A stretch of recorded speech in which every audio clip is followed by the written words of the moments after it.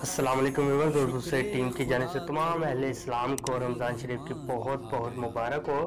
और चलिए आज की वीडियो को शुरू कर लेते हैं और जान लेते हैं कि आज का नाम क्या है और इसकी तफसीलात क्या है। व्यूअर्स, आज का नाम है सलार। इंग्लिश में इसके स्पेलिंग बनते हैं SALAR। जिन्स लड़का है, ज़बान है फारसी और इसका मज़हब है मुस्लिम।